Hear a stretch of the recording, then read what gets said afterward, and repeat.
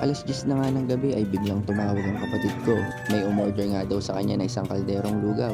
Bali 7 AM nga pala ang pick up time. Araw ng linggo ngayon, expected maraming tao. Kaya tara, samahan niyo ako sa mga kaganapan dito sa lugawan ni Ama.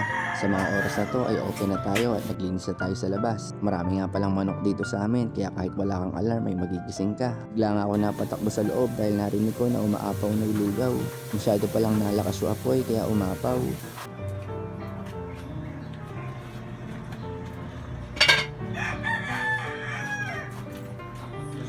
Nasa si ano? Ha? Kinalimutan mo. Yung Leaks. Leaks? Chat pala sa'yo. Calories. Wala. Oh, ito yung sinabi mo, nakaalis ka na ba? Sabi ko ba mo ako leaks? Wala oh. Ayun na. Asan? Sa taas. Asan? Wala na, lutang na to. Oh, wala oh. Wala kang inanong leaks.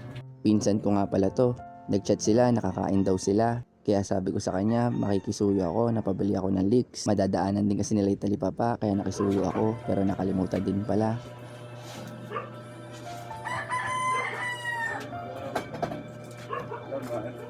Wala na laman. Kain ba?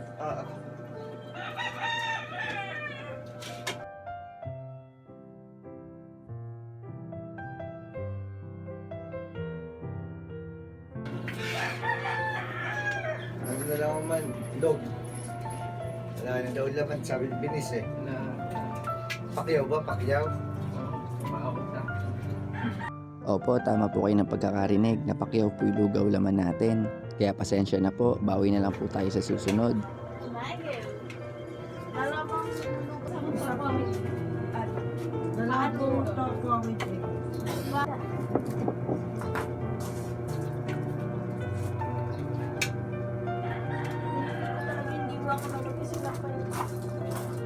Sa'yo. Plain lang po ba? Ito na lang. Ilan? Isa lang. Isa lang po.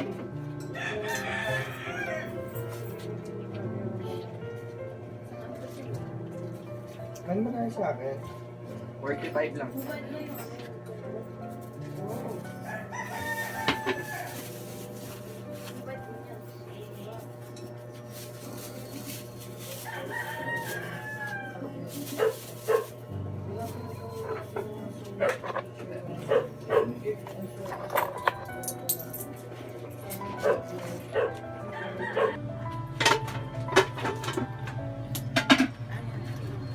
Balot di ba? Plain lang nga.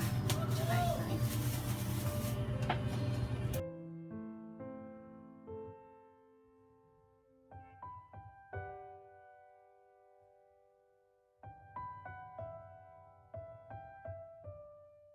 Nagsunod-sunod na nga yung customer. Hindi nyo na nga pala ako makikita sa video kasi nag-basketball ako.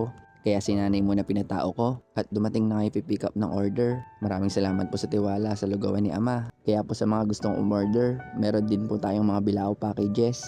Check nyo na lang po sa FB page namin. Nagsunod-sunod na nga yung tao at naubos na yung lugaw natin. Hanggang dito na lang muna. Salamat sa pagsama.